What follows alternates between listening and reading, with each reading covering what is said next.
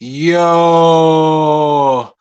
I am HyphenX, and welcome to the great conversation where we indulge in healthy dialogue about topics that are important in today's society and culture. This is our live show. We just try to do things just a little different, a tad bit, a tad bit. Yeah, the screen's gonna be a little blurry, guys. I'm sorry. Um, I gotta get a new phone, but that's okay. We shall persevere. I'm going to turn the screen.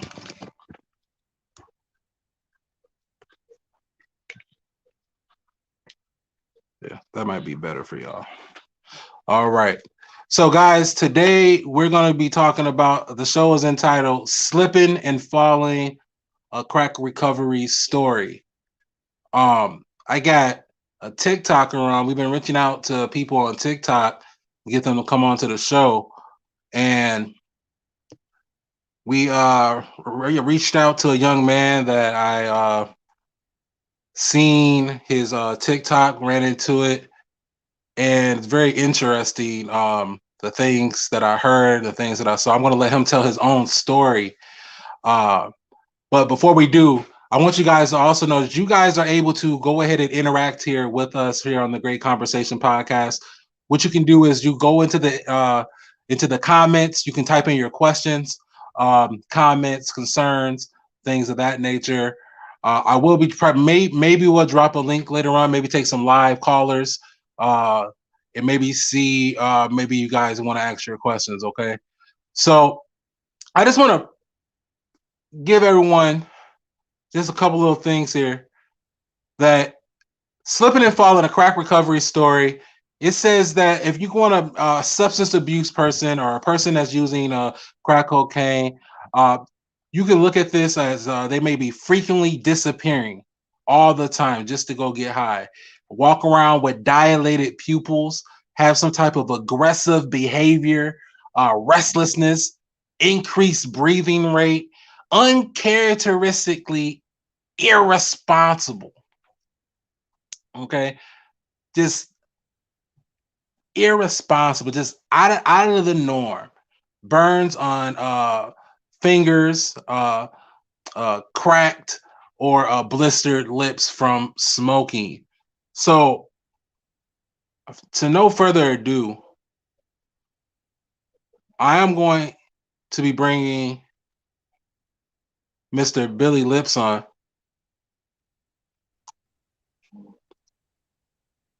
Billy, what's going on, bro? Hey, what's happening? Hey, man, thanks for coming on. I really appreciate you coming on the show. And I commend you for having the courage to tell your story. Yeah, thank you for having me. Thank you for having me. Now, tell us a little bit about your story. I know, let's start with family life. Um, Wife, kids, the whole shebang. What you got? Sure. Yeah, I'm actually in my second marriage, um, which we've been going on about 4 years. Strained to say the least. Mostly in part to my using and whatnot. My current wife and I, we don't have any kids of our own. However, I do have five kids from a few previous relationships, as well as she has six of her own. So we're kind of like a blended family. Like I said, this is my second marriage, man. First one lasted 3 years. And I mean, the last year or year and a half of that was rough. And again, it kind of came as a consequence of me using and the behaviors that, follow in its wake. Um, so yeah, my kids, they basically range in age between 21 and the youngest is 11 now. So honestly, don't see him as much as I'd like to. Between being in and out of jail, my prison stint, and like you mentioned earlier, that frequent disappearing to use really kind of stuck out to me. Because it kind of has become my pattern, and I guess even they maybe have kind of gotten used to it. Dad's around for a little bit, and then he's not, and that's just kind of the way that it is. Um, so yeah, I again I'm married. We're kind of estranged right now. I'm not necessarily living at home. We don't see each other, uh, or make love or do any of the things that I guess a healthy, normal married couple would do. Which only adds to like my concern that it may or may not work. Um, but yeah, So when you say you're concerned that it may or may not work, with if it does not work, well, let's say we go to the other side of the coin and it does not work, would this would be your second marriage, and would this marriage be due to failing due to your usage like the first one? I mean, yeah, I mean that's what she would say, that's what it is primarily. I would say, yeah, that's the bulk of it, but then there's also a lot of like communication and other like compatibility issues that we struggle with. However, we might have been able to kind of weather through those issues if I was a little more present and we weren't constantly going over the cycle of, I'm good for 2 weeks and then I disappear for 3 days and then I come back trying to win her over again, and then I'm good for 2 weeks and then I disappear for 3 days, and it's just this constant cycle. It's almost like the epitome of insanity, you know. It's like a rut, being stuck in a rut. And so, yeah, I would say if it didn't work out, I mean, yeah, I guess it would be because of my using, man. Man, let me ask. I just want to ask some questions because crack cocaine has plagued the black community since the '80s, and I too am an '80s baby. And crack cocaine did play a part in my life as well, what I'm saying, through my parents and whatnot. And the effects, so I do, when you say your children, I say, yes, they do see the pattern. I Yeah. say they absolutely see the pattern.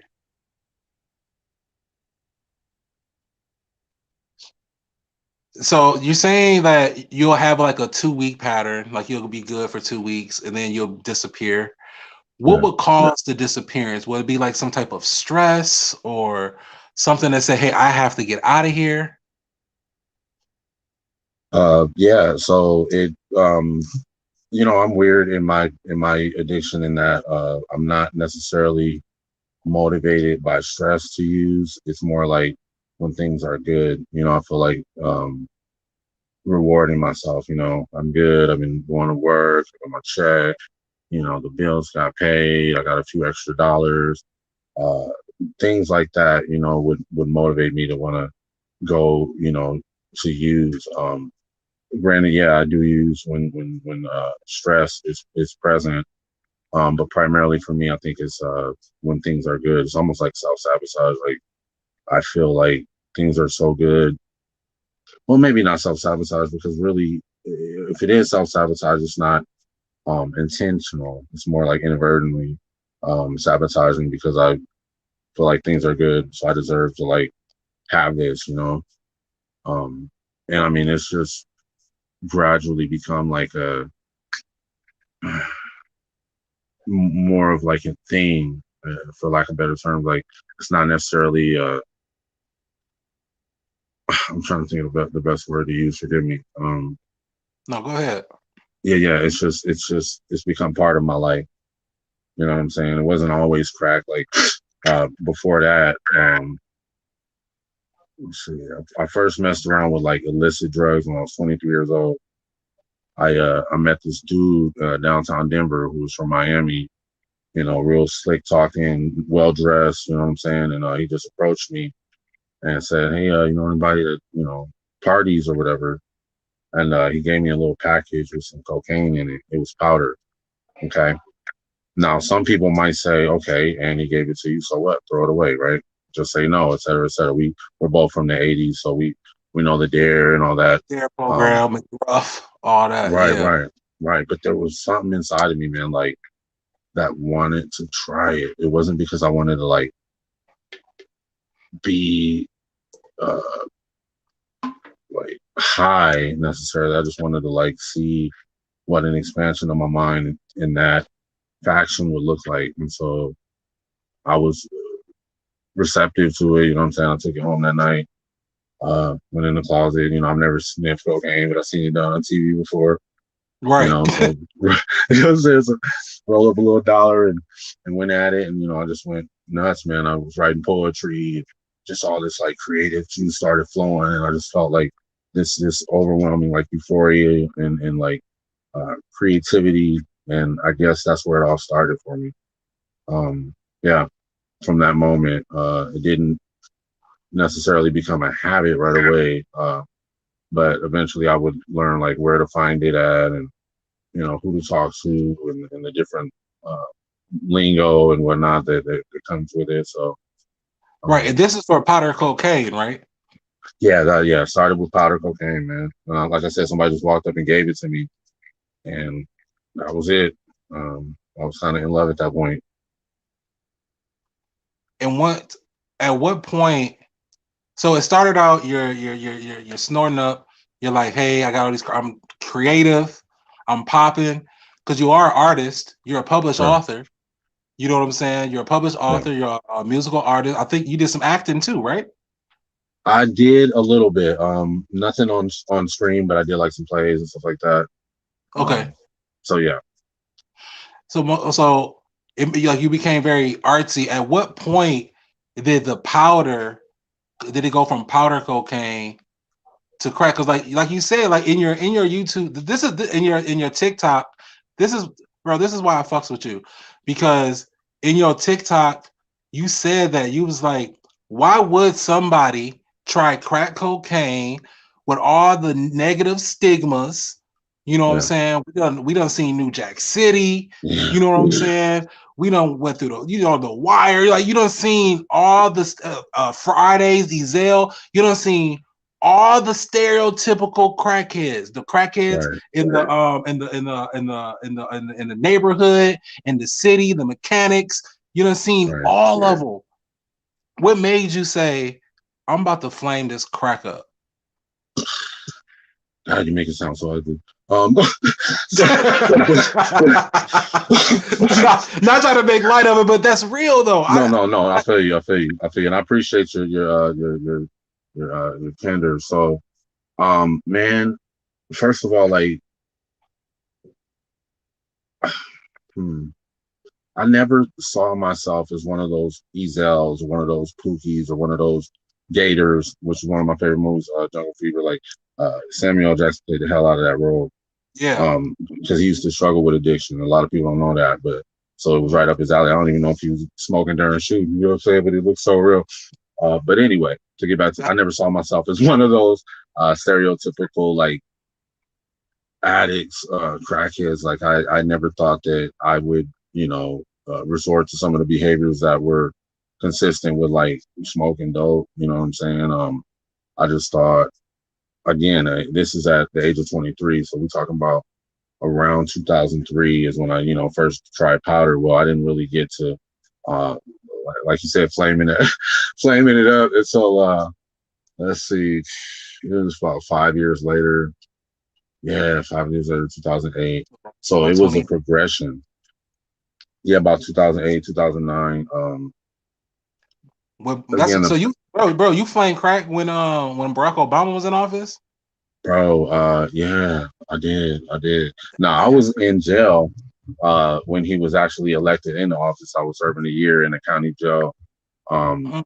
but even then, like, you know, I had been clean for, you know, 8 or 9 months at the time, but I still had that uh, desire in the back of me, like when I get out, you know what I'm saying, I'm get some powder. But again, it didn't become crack cocaine until I started this like deal with crack cocaine. It's not like I just knew how to go out to the street and ask people about crack. Like it, you know, it becomes a well, it takes time to like to get to that point. But basically, my first wife and I were we had, you know, fallen on some hard financial times, and her sister just happened to know this dude who was like big in the drug game or whatever, and so he suggested that, you know, he could, you know, plug us up with some product to kind of help our situation out. Well, I'm like, okay, well, I know people, you know, I know where to go, I know how to hit Skid Row downtown and ask around. So yeah, I think this might be a good idea. I'll be honest with you. Um, Even at that moment, like something turned on in me, like, damn. I might get a chance to try this shit.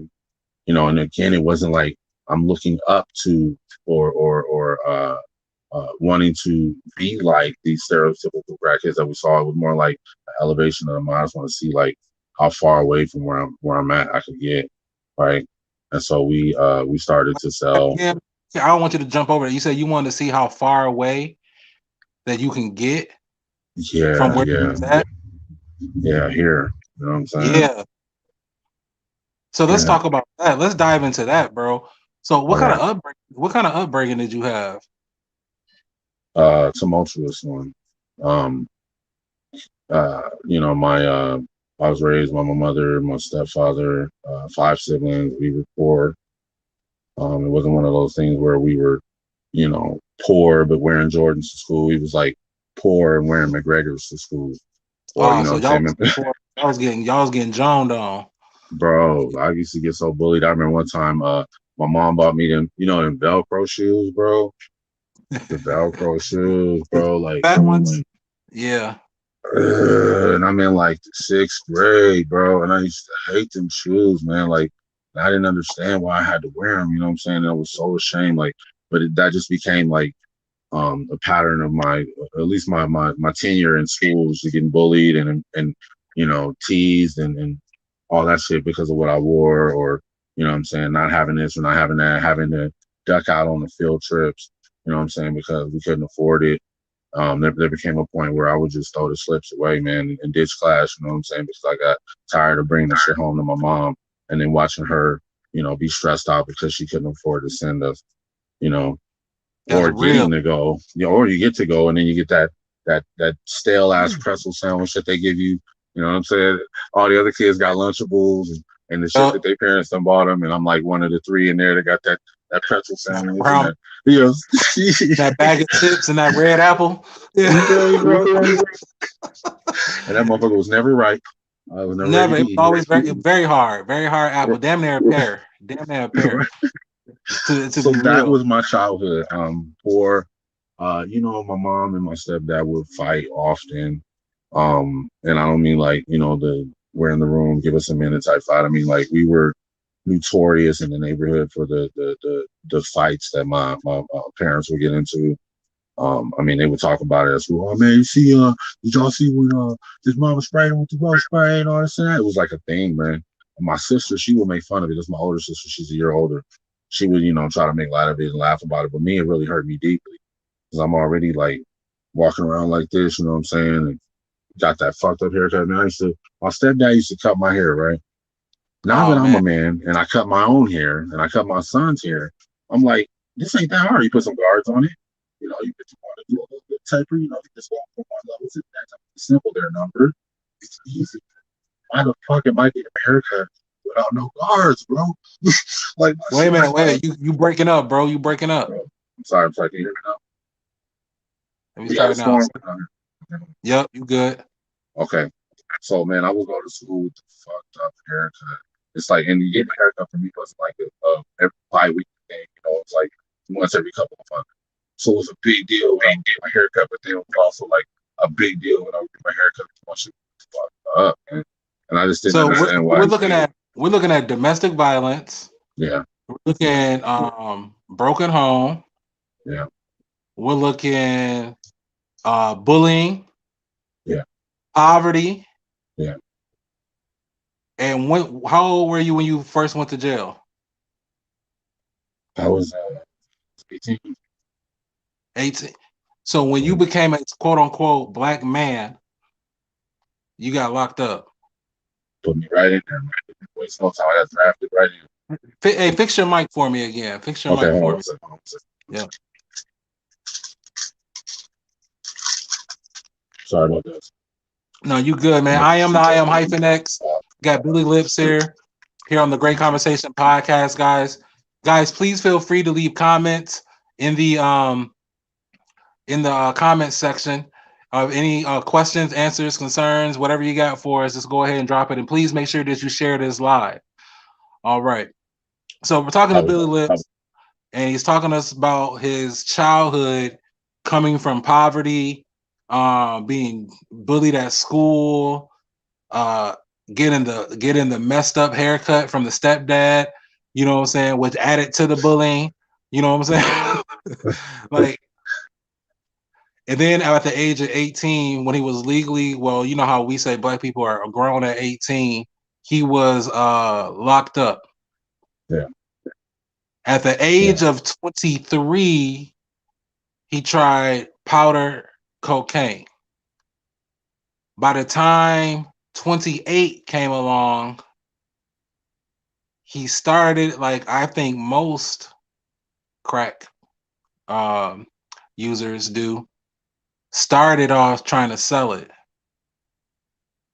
and then ended up getting high off his own supply. Mm. But you said that you kind of knew when you first was about to get the work, you was kind of like, man, I'm definitely gonna try this Yeah. Yeah. just to escape from where you were mentally. Yeah. So when you would escape mentally, like where would you go? How would you perceive your life once you hit that pipe? Like how would you perceive your life after that? Because you say you escape it. Sure. Sure. Well, even don't get me wrong, it's a very brief escape. And I mean brief. But it would. I just wouldn't think about anything at all. You know, I'm a very analytical person, and I find that my thoughts never really stop going. Um, so the kind of milestone that occurred at age 20 was I I lost my hearing in my right ear due to a brain injury that I suffered at the hands of my ex-wife. And man, that was kind of like difficult because now not only do I have these constant thoughts going on, but I also have like this. I have a case of tinnitus, pretty severe, so I just always like it's crazy. You know what I'm saying? And so it kind of drove me crazy, bro. Like, and so when we got that first package, and I'm running around, I'm selling it, and I'm seeing people. Granted, I didn't tell nobody about my injury. It's kind of just something that happened. Hit me in the head, I fell, got stitches.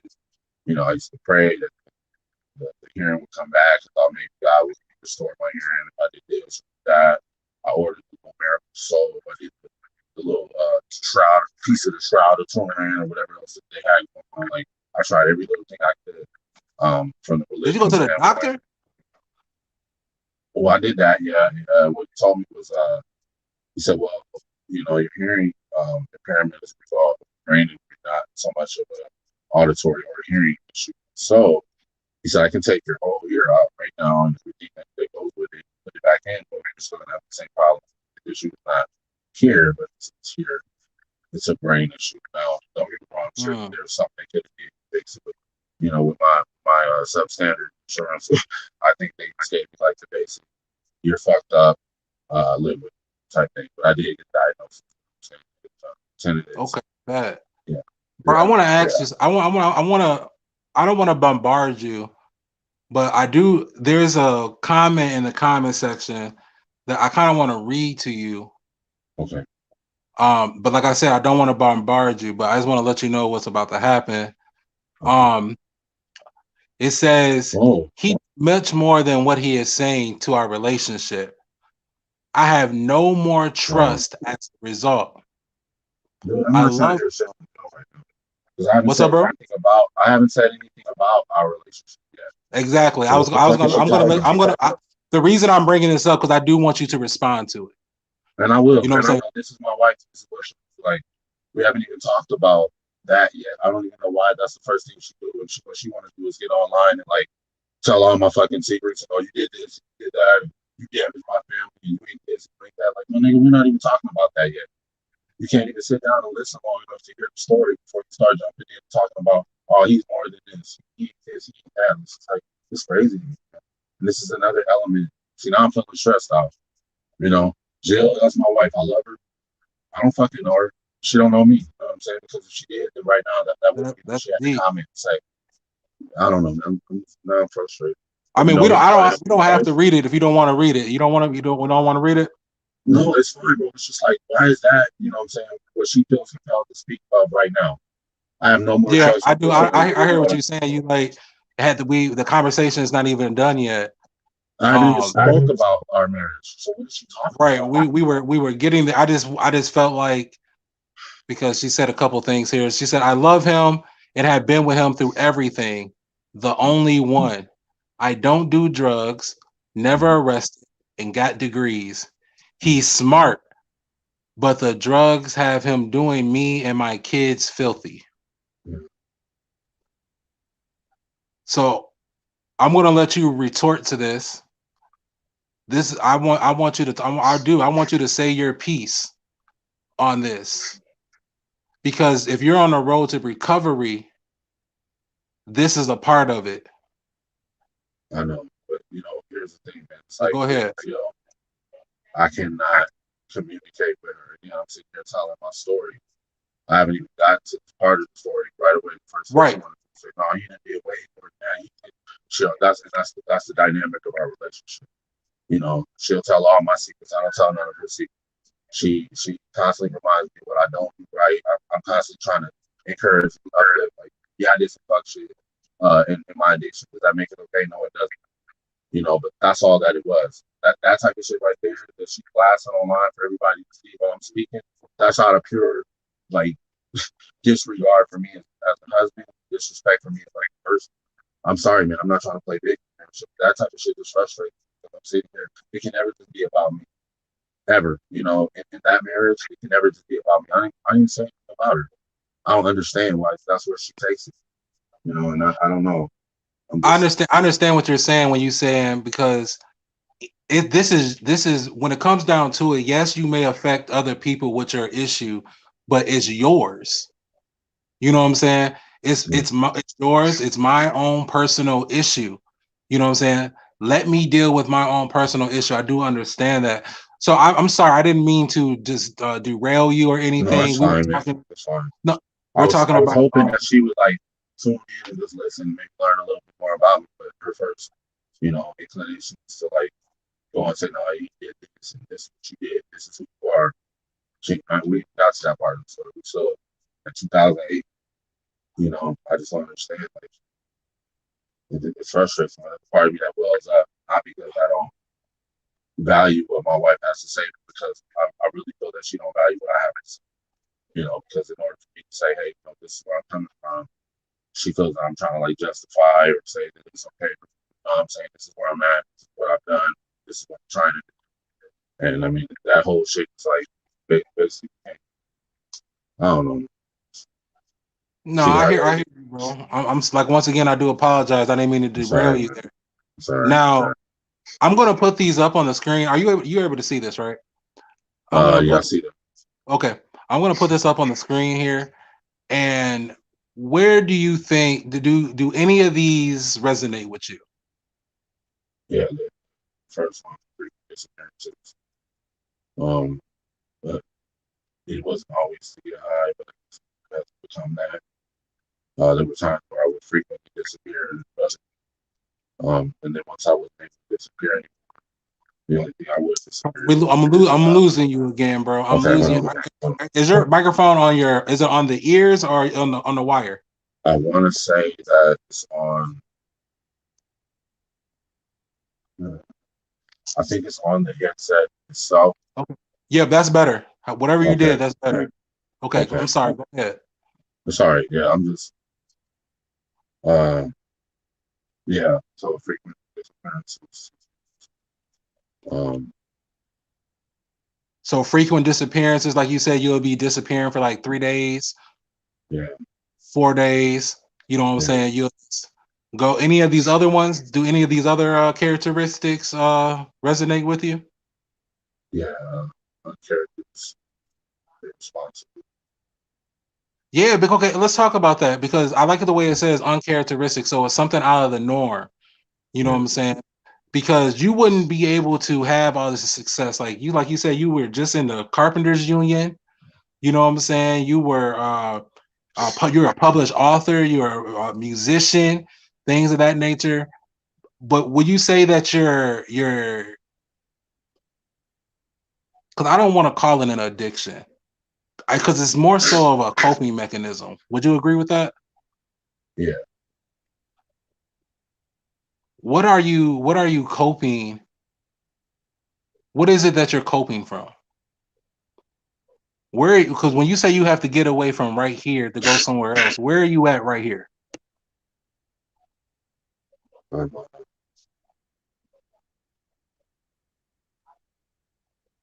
Because you're right, because right now you're somewhere else. Where are you going? Where are you at?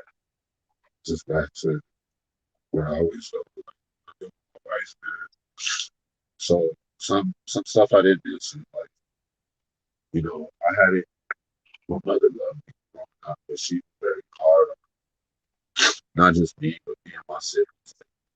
Hard in a way that's like kind of harmful, being called names. She used to say, when you're 18, you're dead in jail, you know, call me ugly, shit like that.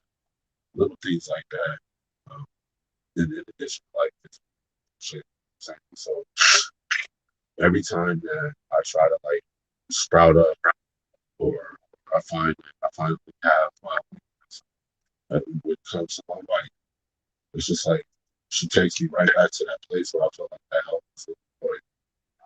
I can't even have my moment where it's my day to talk about me, but I heard chiming in and say, no, you didn't. It's just like somebody said, or accuse so, even though it's not your day. I just feel Bro, like let me start tell you, questioning. bro, I can relate to that. I can definitely relate to that, bro, because I was raised to not have a lot of confidence in myself. Yeah, You know what I'm saying? So like anytime I'll start like accomplishing something really, really good and start feeling good to me, I may do something to make it a self-sabotage. Let me yeah, get back, let me get back to where I'm supposed to be. I've been yeah, talked down to, I've been ran through, they telling me this, they telling me that. Let me just get back down here to where I'm supposed to be at. yeah, You know what I'm saying? I can definitely relate to you on that because a lot of people use some type of escape. You know what I'm saying? Some people just want to escape their reality every morning. You don't talk to them before they get a cup of coffee. You know what I'm yeah, saying? Don't talk to me until have my cigarette. Oh, I'm stressed out. I need a cigarette. You know what I'm yeah. saying? Like a lot of people, I'm using things that are more legal. It's just to Sure. make the just to show people that it can happen with anything. Like mess with a person that's habitually going to the gym and they miss a day. You know what I'm saying? They turn into a fiend. You know what I'm Yeah, saying? For the gym. So we all use something to cope. You know what I'm saying? And like you said, you'll go on those 2 weeks. Hey, everything's good. I'm gonna reward myself. I'm about to do X, Y, and Z. You know what I'm saying? And then X, Y, and Z turn into 3 days. 3 days, no calls. 3 days, no showing up at the crib. 3 days of mom having to tell the kids some type of story. Eventually, she tells them the truth because they hear it yeah, in the neighborhood. Eventually, she got to tell them the truth, or they bring the yeah, truth to her. You know what I'm saying? So yeah. it's definitely like what do you think that you can do? Because now you're in that same situation. You're in your mom's situation now. You got 5 kids. She had 5 kids. You know what I'm saying? You know what I'm saying? How do you prevent your children into following into your footsteps, or how do you help show them different ways to cope with their emotions? I mean, I got to learn first myself. You know, I wasn't always like this. Like my music was my thing. You know, clothes was my clothes, shit like that. I was happy dude. Like, um, You just may have to speak up, bro. You may just have to project a okay, little bit. all right. Can y'all hear me? Yeah. How's that? No, can't hear you now. Okay,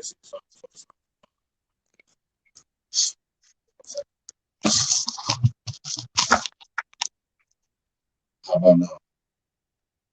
Yep, yep. Okay, Just make sure you project. It's nice and loud. sure. Yeah, I don't know. See how I shut down.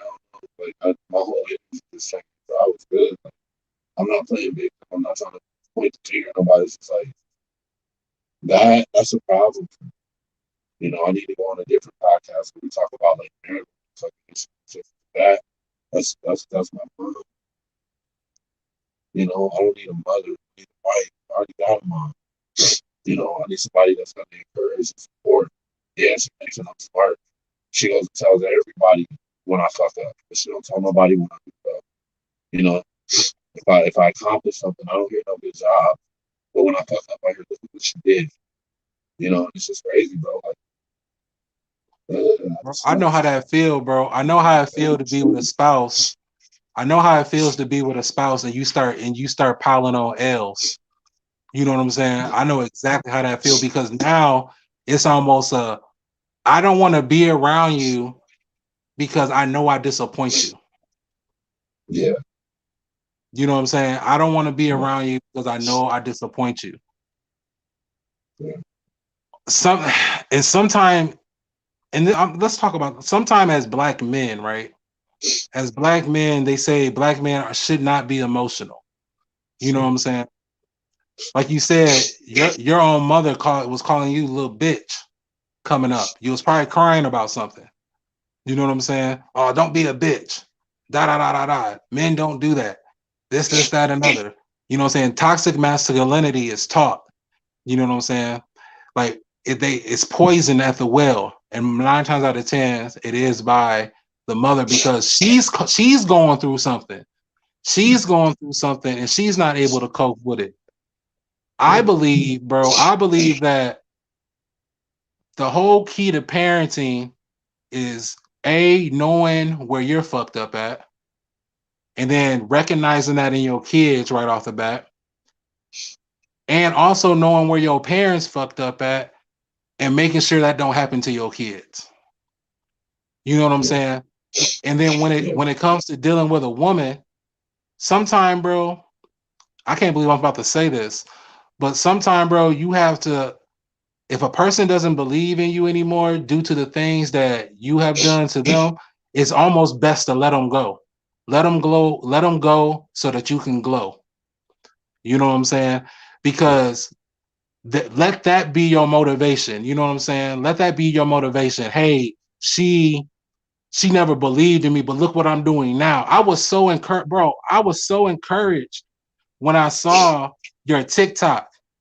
You know what I'm saying? When I saw your TikTok, I'm like, here's a guy who knows that this is like he's not doing this for clout. He wants to show his road to recovery. And what a lot of people don't talk about is that in the road to recovery, there's a lot of pit stops. yeah, It's a whole lot of pit stops. You know what I'm saying? You may catch a flat tire. You know what I'm saying? You may blow a fucking head gasket. You know what I'm saying? But the most important thing is to get back on that road and keep moving forward. You know what I'm saying? yeah, My mentor told me, bro, he said, you're allowed to have your emotion, but don't let your emotion have you. You know what I'm saying? Because once your emotion engulfs you, now you're drowning in it and it's in control. Water is clear, right? But that motherfucker heavy. You know what I'm saying? like water heavy as hell. You know what I'm saying? And you let that pressure get on you. You know what I'm saying? And when I had to stop myself from self-sabotaging myself, I had to recognize that A, that's what I was doing, and B, recognize the signs. I'm like, okay, man, everything is starting to go good. I need to go sit down real quick. Like, I need to fucking sit down real quick because I want to do ABC 1, 2, 3, XYZ, everything right now. I'm gonna buy the bar up. I'm about to do everything right now. You know what I'm saying? But we have to realize and then strategize. You know what I'm saying? And then you have to go out there and exercise. You know what I'm saying? You got to put it in practice. You know what I'm saying? What are some things that you're doing in your road to recovery that you're actually putting in practice every day? Even if it's just waking up in the morning and saying thank you or whatever. What are you doing every day as a consistency on your road to recovery? That's a good question. And, let me just be, as upfront as I can. Like that road to recovery is considered Man, like we're losing you again, bro. We're losing you again. about Try taking out the headphones. Try taking off the headphones. What happened? I'm drinking an energy, guys. Yeah, how's that? that's perfect. Okay, so that was the problem. This shit right here. That's go Start ahead, bro. over. Tell us Start what you were over. saying. I don't know what I'm doing, man. You know, I didn't not even really know I was on this road until I went and I became uh, and I went public with the stuff that I'm struggling with. Don't get me wrong, I've always wanted to stop, but I wasn't deliberately on a road, intentionally on a road to recovery until all this happened. So it's just as my followers and stuff are watching this whole story unfold, that's just as uh, uh, I guess you could say like I don't really know exactly what I'm doing, man. I don't every day. Well, I don't really have a consistent pattern in my day right now, and that's one of the things I got to work on. Um, you know, when I was at home, uh, I guess there wasn't really no consistency there either. But I would always try to like get in sync with the day. Hey, let's get up and say good morning. Then eat something or do the news. Like try to have a routine, but um right now, I don't fucking have shit, man. I don't have a routine. I never really know where I'm gonna be by the time the night is over with. Now, here's one thing. Hold on, let me show you. Okay.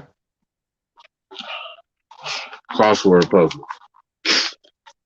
I guess, and this might be like a simple, what I'm saying, thing, but this right here is like the one thing that I always resort to bring me back to present. Because again, I have them thoughts that scatter and go everywhere. And sometimes I'm like, where's my book? Where's my book? I need my book. Like, because that's the only thing that'll bring me back to this moment where I'm not thinking too much over here and I'm not thinking too much back there. So I find that this is like one of my coping skills. And this is really the only thing that I routinely do in a day. I mean, I've tried to like include my wife and like, we can talk and shit like that because I feel really alone. Like, and uh this ain't easy, man. I need support around me. My mother, she's there. Yeah, she was one of the biggest factors in like, my being insecure and shit like that growing up. And now she's like the only person that I have. You know what I'm saying? And I don't even know, bro. I have no idea what I'm doing. It's just one day at a time. Well, people say, oh, well, streaming or do a group, fuck a group. And I'm gonna say this, and that's not to knock anybody else's road to recovery or yuck nobody's yum. It's just the groups don't work for me for two reasons. A, um, my hearing impairment, man. It's hard for me to sit in a group setting where people are constantly chiming in to talk, and and for me to pay attention and understand what's being said. I usually just become overwhelmed with anxiety and want to run out and get high. You know what I'm saying? And two, it's like in that type of setting, generally we'll meet some people that are doing right, but then there's also people that ain't. And that's not an excuse or to say that it doesn't work for some people or that it hasn't worked. It's just for me, that's one of the things that I don't like the group setting. It just doesn't work for me. I don't like being in a lot of noise and shit like that. I got PTSD. Some from childhood and then some from like, get knocked in the head with a golf club. Like, and so I require like a certain environment to be comfortable, and I have not yet been able to, um, uh, like create or foster that environment, whether it be at home or anywhere else. I went to prison. Let's see, it was about 3 years ago. I was there for 2 years. Prior to that, like I was spiraling out of control with my use. When I got there, I finally got some like homostasis, and I got clean, and I like understood who I was and what I wanted, and where I wanted to be. And then as soon as I got out, I jumped right back into the same environment that was not structured, that was not quiet, and all the shit that you get in prison. Like none of that happened, and so it was like it's almost like a person who uh who gets hurt or gets sick. Maybe you get emphysema or something, and you go back to a house where everybody smokes cigarettes inside. You know what I'm saying? Like there has to be like an environment that is conducive to like healing, because this healing that I require, it didn't start with cocaine. It didn't. You know, this has been a lifelong struggle trying to figure out who the fuck I am, how the fuck to live my life, and how to be normal, like you said, and when things are going well, how to go sit down somewhere. You know, I haven't figured that out. You haven't had a chance to. You know, I was a father at the age of 17. Um, and so I've been spending most of the little bit of time that I could have had working on self, you know, building this relationship or working on this woman or working on that. And it's just I never really take the time to work on myself, you know. Um, so to answer your question, that was a long version. I don't really know what I'm doing on a day-to-day basis. You know what I'm saying? I'm just going uh one day at a time, man. And that could be a recipe for disaster. Um I'm living in Capitol Hill, which is the area where I would frequently go to get high, you know what I'm saying? Like so every day that I step outside or look outside of the window, I'm basically looking at, you know, my proverbial slot machine if I was gambling at it. You know what I'm saying? It's like I think you're stronger than you think you are, bro. I'm gonna tell you why I think that. I don't even know you. Let me tell you why. Because I believe that you are. I believe your healing is gonna come through expression, some form of expression.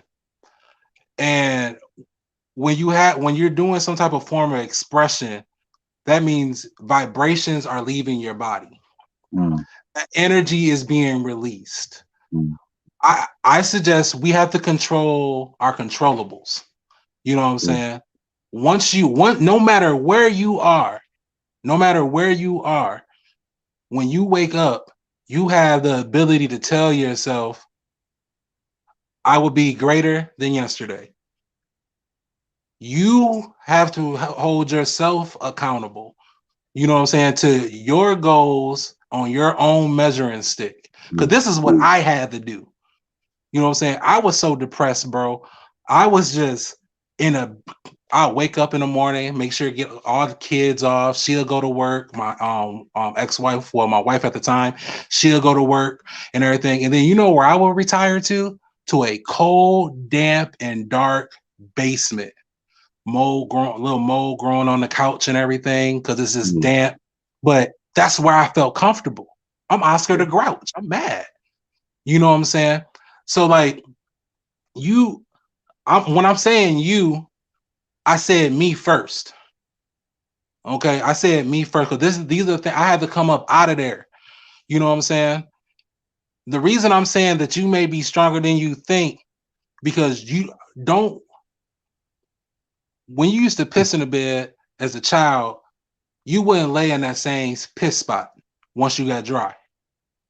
You may have to lay in that same bed, but you're mm, not gonna lay in that same wet piss spot. You know what I'm saying? I'm telling you, don't lay in the same piss spot.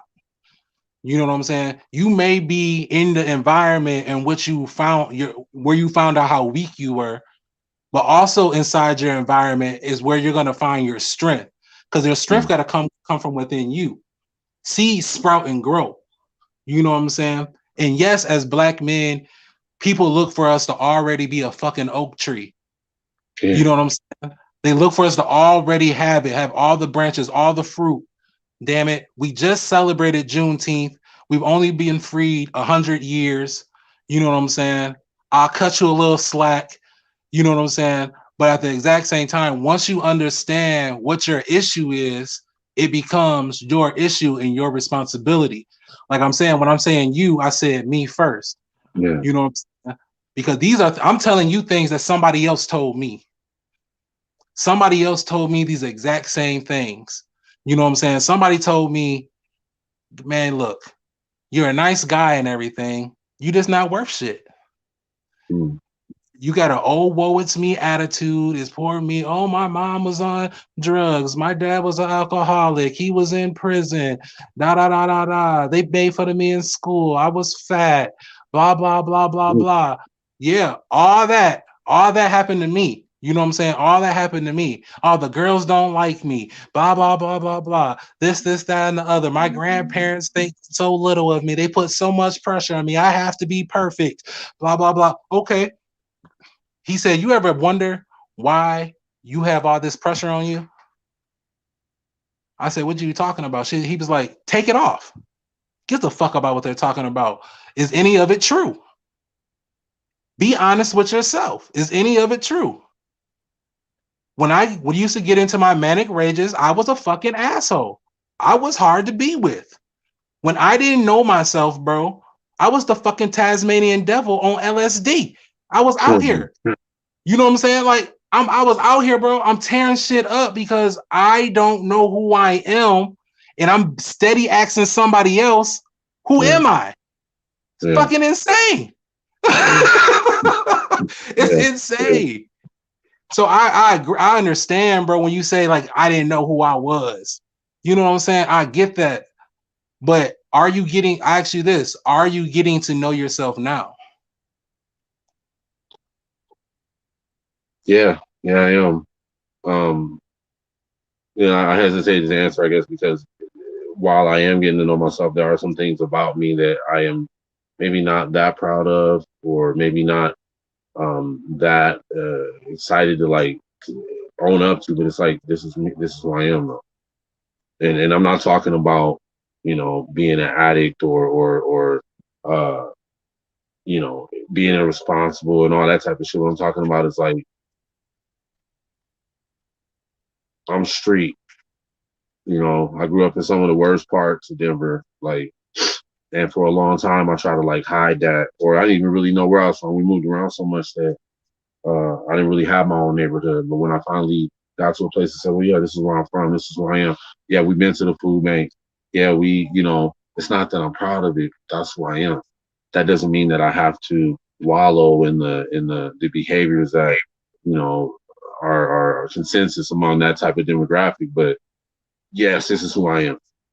Most of the dudes that I saw in prison that I knew also saw when we was at the shelter, and when I was 14, and also saw when we was in the projects when I was 15. Like, it's like we are ushered through these different factions, like, but it's only a few people make it out. You know, right now, some of the dudes that I grew up with, they're either dead, in prison, or on dope. I honestly can't think of one that is, John became a public defender, or no, I ain't heard that story yet. Not to say that it can't happen, Right. but it's like we like crabs in a bucket, and so we don't see that type of success occurring around us, and so we don't know that it's attainable because we have not yet been able to visualize it, you know. Um, So man, you singing my song. Like I definitely understand everything that's coming out your mouth. Not seeing the success that you want to be, or not even just knowing, hey, I want to be successful, yeah, but not knowing what it is I want to be successful at because I haven't seen a pattern or anything like that. I think you should push your projects, bro. I think expression is going to be the best thing. I think if you kept a 30-day journal, you know what I'm saying, a 30-day journal, you know what I'm saying, even that be writing just a topic or just bars off the top of the head, you know what I'm yeah, saying? That's something that you can commit to yourself and you can go back and read and be like, I'm about to start crying because my first book, Scattered Thoughts, that really helped me because I was able to go back and I was able to go back and read that, bro. And I'll be like, man, I came so far. yeah, I'm not right here no more. yeah. You know what I'm saying, bro? I was an emotional wreck. Emotional wreck. You know what I'm saying? Nowadays I can understand. I was a hard motherfucker to be with, bro. I can understand why a motherfucker left me. I get Yeah, it. You know what I'm saying? I get it. You know what I'm saying? Like, bye. yeah, yeah, You know what I'm saying? It wasn't good for me, just like I wasn't good for you. yeah, You, you know what I'm saying? So man, bro, we have Vincent Rideout. He went ahead and put a comment here. Let's see. He says very articulate. He has to commit to rehab, allow someone else to help him with his addiction. If we're trying to rid ourselves of addiction for years and can't combat it, we need professional assistance. Some things we can figure out, some things we can't. When he said that, because I see rehabilitation, right? And I think about basketball players. Mm. You like sports, bro? Yeah, football more so, but yeah, I can really. So either way, let's say there's an injury that occurs, right? You know what I'm saying? That like Drake would say, you know what I'm saying? I'm like a sprained ankle, boy. I ain't nothing to play with. You know what I'm Mhm. saying? Mhm. You got to be on the sideline for that. If you come back too early from rehabilitation, you have a good chance of re-injuring yourself. You know Mhm. what I'm saying? We can look at that the same way as with addiction. You know what I'm saying? If we're looking at addiction and we come back, oh man, I'm good, baby. I got this. 30 days, baby. I'm good. You know what I'm Right. saying? And then you put yourself right back out there again. It's a very good chance you're gonna be back injured again. We're gonna be right back because we came out of rehabilitation before we were fully healed. You know what I'm Mhm. saying? And I think in the black community, we don't really heal from things. We gotta really suck it up and go mentality. You know what I'm Yeah. saying? Like just suck it up and go, man. You don't have time for this shit. You know what I'm saying? Bro, I know it's someone watching right now. I don't want to blast anybody, but I know that there's somebody watching right now that needed to hear this story. But more importantly, there's somebody in this room that needed to hear this story, bro, and that's me. I used to look down on my parents because of their drug addiction. I used to look down on them. Oh, y'all going to hell? This, that, and the other. How can you act like this? How can you be out here with the world like this? Until I realized that addiction is just something that you do that can be harmful to yourself and others. It can be anything. It can be anything. If I put down a can of baby formula to buy some coffee, I am addicted to this coffee. Yeah. I'm addicted to these cigarettes. I'm addicted to these energy drinks. I had to learn what addiction was. I don't care about the drug that you may use, but the addiction, what you're coping with. And I do believe as a child of someone who had an addiction, I will say this, that your children will come around, but they will only come around if they see you trying. Because I don't care the hardest motherfucker on the planet want to see their parents doing good. We do. We do. We can hate that motherfucker and everything. You know what I'm saying? Look, when they die, we'll feel a little something. Or Yeah. you just a psychopath, one of the two. I don't know. But I'm gonna let you have the floor, bros. Anything else you want to say? We're approaching the hour mark. I just want to thank y'all for having me, man. I want to thank you personally, bro. Like, you've been very, I mean, it's nice being able to talk to somebody who seems to have a knowledge of I mean, just life period, man. I don't talk to nobody. I don't got no friends, you know what I'm saying? Um, and so I just appreciate y'all giving me this platform. To whoever's watching, whoever's listening. Am I still on this journey? Yes, I am. Have I arrived? No, I have not. Um, but that's the beauty of it. Like, there's still tomorrow. Like, everything can still get better. I have not given up. And anybody that's struggling the way that I've struggled, don't give up on yourself, because it can always get better. You know what I'm saying? There was a time where I was chronically suicidal, is what I was pegged. And I guess I'll talk about that a little bit on my channel. But the bottom line is, man, thank y'all for having me and allowing me the opportunity to speak about something that I've kept hidden for so long. Because this is part of my healing, part of my recovery. Jill, if you're watching, love you. You know, I'm sorry we didn't get around to getting to talk about, where we were at, but I do love you, and I hope that maybe you get some sort of insight as to who I am and how we can make things better, or how you can be a better wife. It sucks. No, I'm just kidding. I'm sorry. I'm sorry. I'm sorry. I'm sorry. I Oh love man, you. that's I love y'all. Thank you. you very welcome, bro. Hey, I will say this, man. On the road to recovery, bro. No matter what recovery that you're on, right now you at the gas station. I need you to fill up and go. You know what I'm saying? I need you to fill up, grab some snacks, and go because it is a journey. You know what I'm saying? But just make sure your car is up to speed. You know what I'm Mm, saying? Your axles are good and your oil is mm, changed. You know what I'm saying? Because I want your recovery to be the most selfish thing you've ever done. I want it to be, don't do it for your mom, don't do it for your kids, don't do it for your ex, your wife, don't do it for the people on the corner, the niggas on the block, none of that shit. You do that shit for you, bro. You do that shit for you. You know what I'm saying? You do that shit for you so that you can poke your chest out, hold your chin up high. You have my phone number. I gave it to you, man. Feel mm. free to text me. You know what I'm saying? I don't really answer phone calls because I think it's those car now people trying to tell me about my car warranty. So send me a text. Send me a text and I'll hit you right back. All right, All right. man. Hey, I appreciate you for coming on, man. Hey, go ahead, shout out your tags, your Instagram, your Yeah. TikTok, all that good stuff.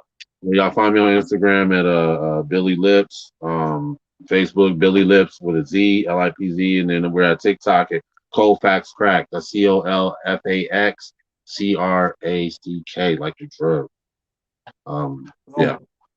All right, man. Y'all heard my man. I am HyphenX. And always remember, you don't always have to agree to have a great conversation. Peace.